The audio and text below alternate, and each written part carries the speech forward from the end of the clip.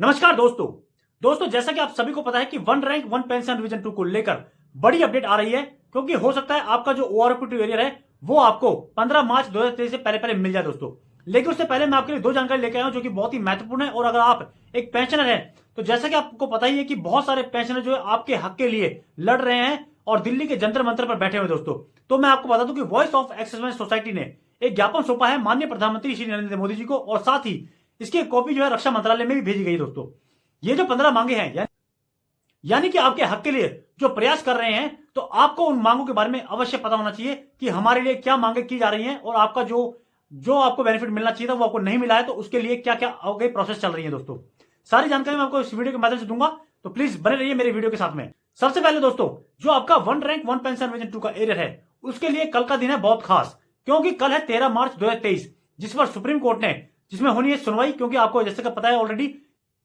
कि 27 फरवरी 2023 को 15 मार्च 2023 से पहले पहले सुप्रीम कोर्ट ने आदेश दिया था कि सभी का जो एरियर है उसको भुगतान कर दिया जाए। लेकिन इसके ऊपर कोई इंप्लीमेंट नहीं हुआ और इसके ऊपर कोई भी जो है अपडेट नहीं आई दोस्तों कि आपका एरियर जो है किसी का आया है या नहीं आया है। हालांकि फर्स्ट इंस्टॉलमेंट तो आ चुकी है, लेकिन जो आपको मिलना चाहिए था ओआरओपी 2 का पूरा एरियर, उसके ऊपर अभी तक कोई अपडेट नहीं है दोस्तों। जैसा कि आप ऑलरेडी जानते हैं कि 667 जो सर्कुलर जारी किया गया था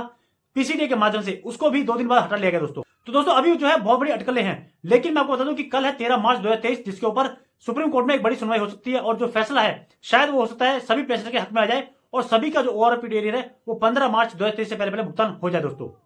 इसके साथ ही चलते हैं दोस्तों दूसरी खबर पर। जैसा कि आप सभी को पता है कि वॉइस ऑफ एक्सरसाइज सोसाइटी के माध्यम से एक ज्ञापन सौंपा गया है माननीय प्रधानमंत्री श्री नरेंद्र मोदी जी को। इसके अलावा दोस्तों एक कॉपी जो है उसकी रक्षा मंत्रालय में भेजी गई है। जो मांगे हैं जो कि वो मैं आपको पूरी डिटेल से अब बताता हूं दोस्तों।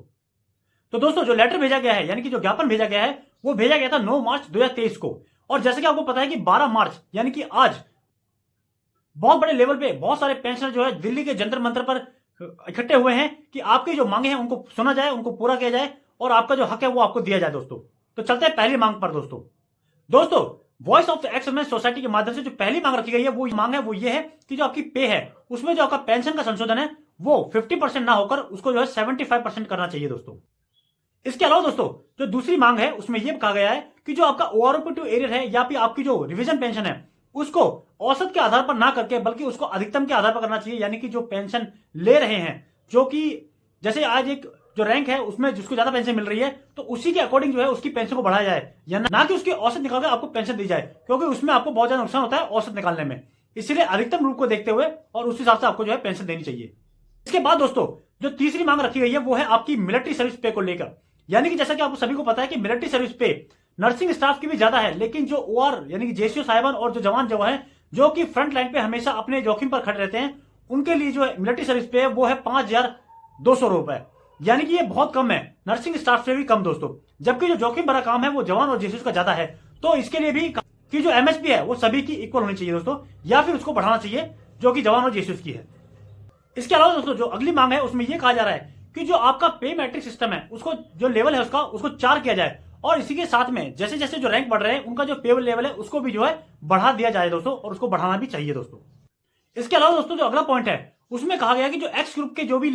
मेंबर्स हैं यानी कि जो भी रैंक्स हैं उनको जो है डिप्लोमा और साथ ही उनको जो 6200 रुपए के जो है बेनिफिट दिया जाना चाहिए, ना कि उनको कम उसका निर्धारण किया जाए। उसके बाद दोस्तों अगला जो मांग है वो ये है कि जितने भी परमिशन जो पेंशनर हैं यानी कि जिनको ओआरओपी 2 से बाहर रखा गया है तो उनको जो है इनका लाभ मिलना चाहिए, क्योंकि ओआरओपी 1 के अंदर भी ये कहा गया था कि पीएमआर जितने भी आए हैं उनको जो है इसका बेनिफिट नहीं मिलेगा, लेकिन ओआरओपी 1 में जो है सभी को बेनिफिट मिला और उसी के अकॉर्डिंग जो है ओआरओपी 2 के अंदर भी सभी परमिशन आने वाले लोगों को उनको भी जो है सभी को ओआरओपी 2 का लाभ मिलना चाहिए दोस्तों। इसके साथ ही दोस्तों जो अगला पॉइंट किया गया है वो उसमें ये कहा गया है कि जैसे कि एक सूबेदार रिटायर होते हैं लेकिन उसको ऑनरी सूबेदार मेजर जो है उसको अगर अवार्ड एक रैंक दिया जाता है तो उसी के अकॉर्डिंग जो है उसकी जो पेंशन है वो भी उसी रैंक के मुताबिक उसको जो मिलनी चाहिए, या फिर जैसे ऑनरी कैप्टन है या ऑनरी मेजर है उसके अकॉर्डिंग जो है उन सभी की जो पेंशन को लागू किया जाना चाहिए। इसके अलावा दोस्तों जो अगली मांग रखी गई है इस ज्ञापन में उसमें यह कहा गया है कि डिसेबिलिटी पेंशन, यानी कि आपको जैसे कि पता है कि जब कोई जोखिम या इंजर्ड में जो पेंशनर हो जाते हैं उनको जो है पेंशन बहुत कम मिलती है, 5500 या 6000 का बेनिफिट मिलता है दोस्तों डिसेबिलिटी पर। लेकिन जो है उच्च वर्ग के जो अधिकारी हैं उनको जो है इसमें डिसेबिलिटी का ज्यादा बेनिफिट मिलता है और उनकी जो पेंशन है वो बहुत ज्यादा होती है और उनको जो बेनिफिट है बहुत ज्यादा दिया जाता है। तो उसी के अकॉर्डिंग जो डिसेबिलिटी पेंशन है वो सभी को इक्वल होनी चाहिए, क्योंकि शरीर सभी का एक जैसा है और अगर किसी का एक अंग खराब हो जाता है तो फिर वो सभी के लिए एक जैसी जो है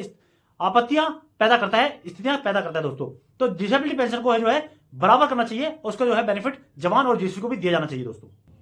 इसके साथ ही दोस्तों जो अगली मांग रखी गई है उसमें यह बताया जा रहा है कि जैसे कि सभी की फैमिली पेंशनर होते हैं जिनको की पेंशन का आधे से आधा भाग मिलता है, तो वो आधे से आधा भाग ना मिलकर अगर जो पेंशन आपको फैमिली पेंशन मिल रही है तो वो भी एज जैसे एक फैमिली पेंशनर, जैसे कि एक सिंगल पेंशनर को पेंशन मिलती है उसी अकॉर्डिंग फैमिली पेंशनर को भी उसके बराबर जो है पेंशन मिलनी चाहिए दोस्तों। इसके साथ ही दोस्तों जो अगला मांग रखी गई है वो बहुत ही इंपॉर्टेंट है, क्योंकि जैसा कि आपको सभी को पता है कि जो आपके एसीपी मिलती है आपको, उसके अंदर जो आपका टाइम लेवल है, जो टाइम पीरियड है उसको 17 साल रखा गया है। यानी कि जो आपकी एसीपी है वो आपके 17 साल के अंदर अंदर कंप्लीट हो जानी चाहिए, क्योंकि काफी पेंशन ऐसे होते हैं कि जो पेंशन आने के बाद में उनको एसीपी मिलनी चाहिए, लेकिन जो वो 16 साल में 17 साल में जैसे पेंशन आते हैं तो उनको जो है एसीपी नहीं मिल पाती है, और जिसके कारण उनको जो है पेंशन में बहुत नुकसान होता है। हालांकि शुरू में ये नुकसान आपको नॉर्मल लगता है, लेकिन जैसे जैसे टाइम पीरियड बढ़ता है आपका ये नुकसान बढ़ता चला जाता है दोस्तों। इसलिए आपकी जो एसीपी है वो 17 साल के अंदर पूरी कंप्लीट होनी चाहिए और सभी पेंशनर को जो है एसीपी का लाभ मिलना चाहिए दोस्तों। साथ ही दोस्तों जो अगली मांग रखी गई है वो आपकी है एजेआईएफ से संबंधित, यानी कि जो आपका एजेआईएफ है लाइफ रिस्क कवर जो है वो आपको पहले जो है कम साल के लिए दिया जाता था, लेकिन अब उसको बताया जा रहा है कि जो आपकी 85 साल की जो उम्र है उस तक जो है आपको एजेआईएफ का जो है कवर मिलना चाहिए दोस्तों। तो दोस्तों ये बहुत ही महत्वपूर्ण जानकारी और ये जो ज्ञापन सौंपा गया है वो बहुत ही इंपॉर्टेंट है, क्योंकि सभी पेंशनर को जो है इन चीजों की जरूरत है। और जैसे कि आपको पता है कि बहुत सारे मुझे मैसेज भी आते हैं कि डिसेबिलिटी पेंशन को लेकर काफी लोग जो है परेशान है, क्योंकि उनकी जो पेंशन है बहुत कम है। तो ये इसमें जो मांगे रखी है वो बहुत ही अच्छी है और पेंशनर के लिए बहुत ही फायदेमंद है दोस्तों। इसके साथ ही दोस्तों सुप्रीम कोर्ट में कल होने वाली है बड़ी सुनवाई, जो कि आपके ओआरओपी एरिया से लेकर है दोस्तों। पूरी जानकारी मैं आपको अपडेट करता रहूंगा और जो भी जानकारी आएंगी वो आपको मैं वीडियो के माध्यम से ऐसे ही साझा करता रहूंगा दोस्तों। इसके साथ ही दोस्तों मेरे वीडियो को लाइक और शेयर कीजिए, जिससे कि जानकारी बाकी लोगों तक पहुंच सके और वो भी अपने जो है बेनिफिट की बातें जान सके दोस्तों, और इन मांगों के बारे में उनको भी पता चल सके। तो दोस्तों फिर मिलेंगे एक नई जानकारी के साथ में, तब तक के लिए नमस्कार दोस्तों।